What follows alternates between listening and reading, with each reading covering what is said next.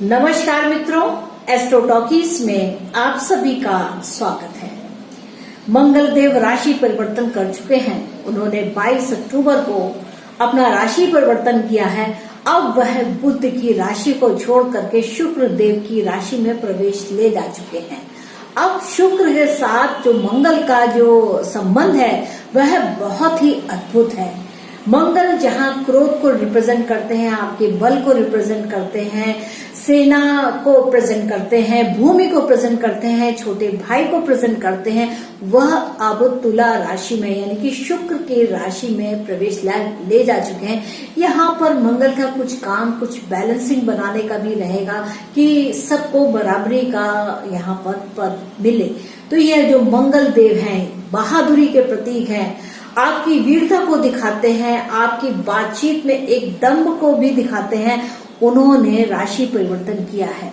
तो मित्रों, आगे बढ़ने से पहले आप लोगों से मेरा विनम्र निवेदन है कि यदि आपने अभी तक मेरा चैनल सब्सक्राइब नहीं किया है तो कृपया मेरे चैनल को सब्सक्राइब करें, और अगर आप पहले से ही मेरे चैनल को सब्सक्राइब किए हुए हैं तो मेरे चैनल को लाइक करें, शेयर करें और कमेंट के माध्यम से अवश्य बताएं कि आपको यह एपिसोड कैसा लगा। तो मित्रों, आगे बढ़ते हैं, जानते हैं कि ये मंगल देव का जो राशि परिवर्तन है यह 45 दिन तक हमें या इन राशियों को कैसे प्रभावित करेगा, उनके किस भाव पर अपना संबंध रखेगा, इस बात को हम लोग समझने का प्रयास करते हैं। समझना ये आवश्यक है कि मंगल क्या प्रेजेंट करते हैं।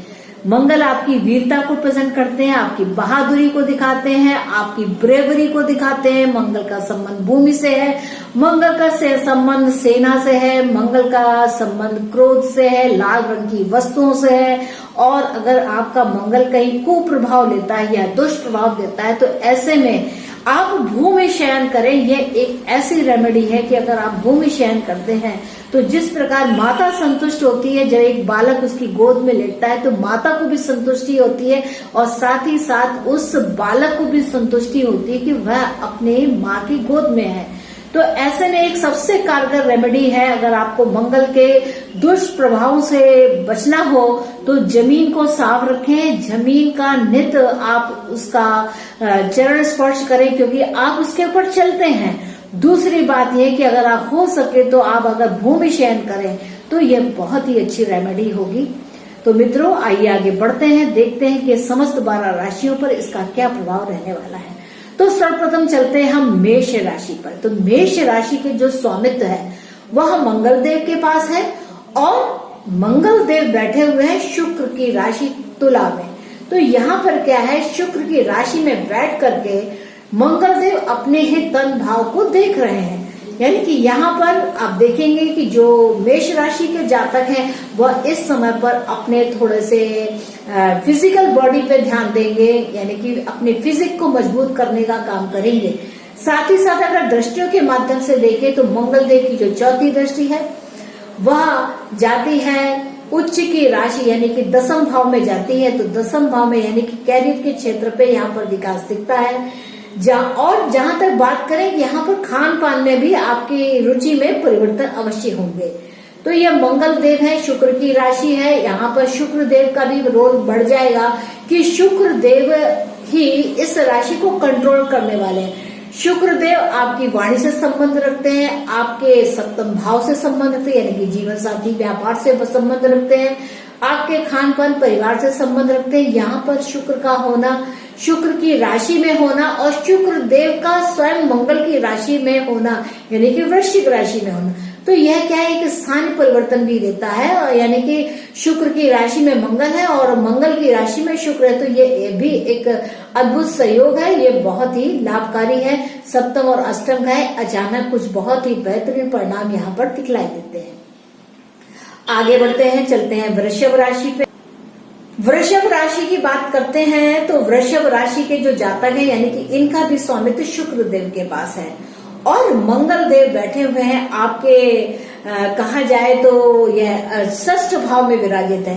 तो यहाँ क्या है, चूंकि सप्तम भाव की जो स्वामित्व है वह मंगल देव उसके बनते हैं, यानी कि वृश्चिक राशि के स्वामी बैठे हुए हैं 6ठ भाव में, यानी कि कुछ जीवन साथी के प्रति कुछ ऑब्स्टेकल्स यहाँ पर दिखाते हुए, लेकिन यहाँ का जो स्वामी है वह बैठा हुआ है आपके सप्तम भाव में। तो ये जो एक थोड़ा सा इम्बैलेंस भी आएगा, परंतु यह इम्बैलेंस उसको बैलेंस करता हुआ दिखाई देता है कि सप्तम का स्वामी अष्टम में है और अष्टम का स्वामी जो है वह षष्ठ भाव में। तो इस प्रकार इन दोनों का जो ये कि छठे भाव का सप्तम में होना और सप्तम का अष्टम में होना, यानी कि दोनों का राशि परिवर्तन हो रहा है। और साथ ही साथ क्या है कि यह एक दूसरे को कॉम्पिटिट कर, तुम मेरे भाव को देखो, मैं तुम्हारे भाव को देखता हूँ। तो इस प्रकार इसका यह संबंध बनता है। और वैसे भी वृषभ राशि के जो स्वामी है वह शुक्र देव है और मंगल यानी कि सप्तम भाव में जो राशि है उसके स्वामी मंगल देव हैं।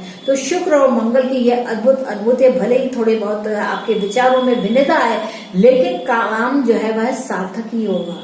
आइए अब चलते हैं हम लोग मिथुन राशि पर। मिथुन राशि यानी कि कम्युनिकेशन की राशि। अब यहाँ पर क्या है कि मंगल देव ने पंचम भाव में आपका राशि परिवर्तन किया है, पंचम भाव में बैठे हुए हैं और यह षष्ठ यानी कि ऑब्स्टेकल्स है। आपकी इच्छा है कि आप कुछ ना कुछ ऑब्स्टेकल्स को, जिसको कहते हैं ना कि जबरदस्ती आ बैल मुझे मार कर लेना, तो यहाँ पर आपकी जो प्रवृत्ति है वह कुछ संघर्षों को में जबरदस्ती जाने की है कि आप उन संघर्षों में उलझना ही चाहते हैं, ऐसी यहाँ पर बात दिखती है। परंतु यहाँ पर लाभ की स्थिति भी दिखाई देती है कि सप्तम भाव का जो स्वामित्व है वह भले ही आपके अष्टम, क्योंकि ये दोनों का ग्रह परिवर्तन है, राशि परिवर्तन है, राशि के जो स्वामी हैं उनका यहाँ पर परिवर्तन है और इनका जो भाव दृष्टि है, यानी कि अगर देखा जाए तो मंगल की जो दृष्टि है वह सप्तम दृष्टि लाभ पर दिखती है। यानी कि आप लाभ के लिए कुछ उलझनों में पड़ करके अपने लाभ को और बढ़ाना चाहते हैं। यहाँ पर आपको विदेशों से भी अचानक कुछ ऐसे परिणाम मिलेंगे,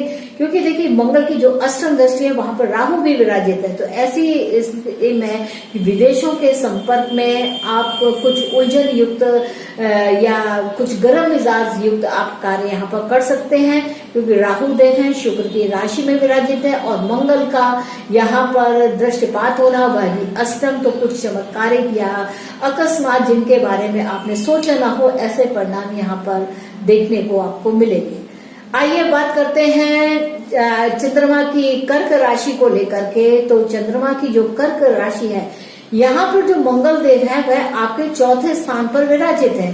इनका जो स्वामित्व है अगर देखा जाए तो यह क्या है कि यह आपके दशम केंद्र के स्वामी हैं, बैठे हुए हैं चौथे केंद्र में, यानी कि आपका जो सोचन है वह आपके घर पर ही यहाँ पर आपको दिखाई देगा। कुछ गर्माहट युक्त यहाँ पर संबंध भी रहेंगे, थोड़ी सी मानसिक वेदना भी रहेगी। आप चतुर्थ भाव में मंगल है, साथ में सूर्य भी है, तो ये कुछ न कुछ थोड़ी सी कठिनता भी यहाँ पर दिखा रहे हैं कि क्योंकि घर का वातावरण यहाँ पर कुछ हॉट सा होगा, ऐसा यहाँ पर दिखाई देता है। रही बात शुक्र की, तो यहाँ पर आपकी जो मनोवांछित इच्छाएं हैं वह अवश्य ही पूर्ण होंगी, क्योंकि चौथे भाव का जो स्वामित्व है वह आपके पंचम भाव में है। तो यहाँ पर ये एक सुंदर सहयोग भी है।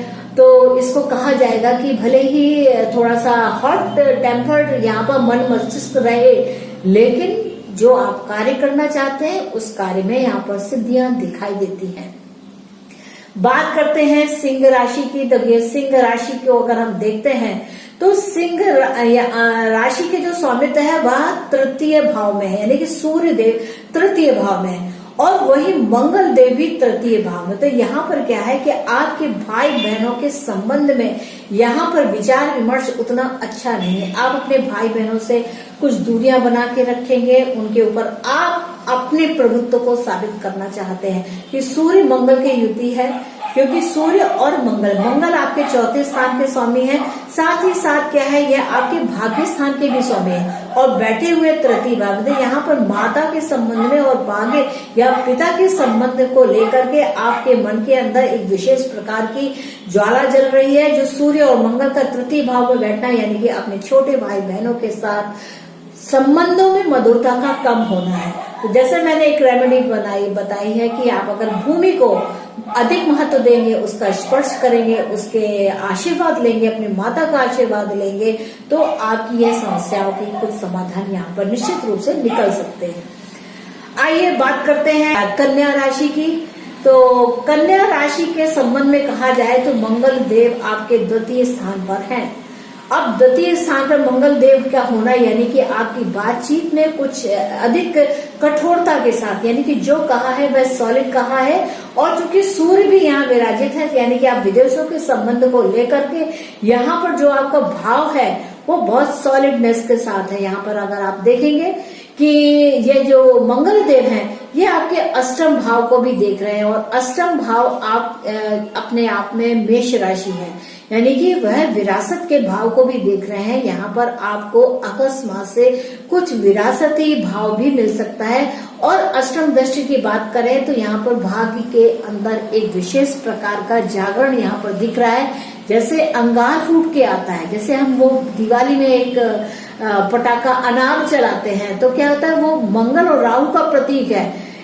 इस तरीके से भाग्य का प्रस्फुटित होना इस प्रकार यह दिखाता है कि अचानक ही मंगल का अष्टम दृष्टि, राहु वहां विराजित है, शुक्र की राशि है और मंगल भी शुक्र की राशि में है। तो यहाँ पर और इसके में जो शुक्र है वह अपनी ही राशि को देख भी रहे हैं, अपनी दृष्टिपात कर रहे हैं। तो यहाँ पर कई तरीके के प्रभाव हैं। जिस तरीके से दिवाली में हम एक अनार पटाखे को जलाते हैं, उसमें अग्नि दी गई तो वह एकदम से प्रस्फुटित हो उठता है। तो उसी प्रकार आपके भाग्य के वर्धन को यहाँ पर महत्व मिलता हुआ सा दिखाई देता है। बात करें तुला राशि की तो देखिए, तुला राशि के जो जातक हैं उनके लिए यहाँ पर जो गोचर है उनकी लग्न से ही होकर के जाता है, यानी कि आपकी लग्न इस समय पर काफी बलवान है। यह मंगल आपके लिए आपके धन भाव के स्वामी है, साथ ही साथ आपकी जीवन साथी के भाव के भी स्वामी है, यानी कि आपके ऊपर जीवन साथी का काफी एक प्रभाव है। और यह करीब करीब जैसा कि मंगल का गोचर होता है, मंगल एक राशि में 45 दिन रहते हैं, तो यह जो 1.5 महीने का समय है यह काफी कल्याणकारी होगा।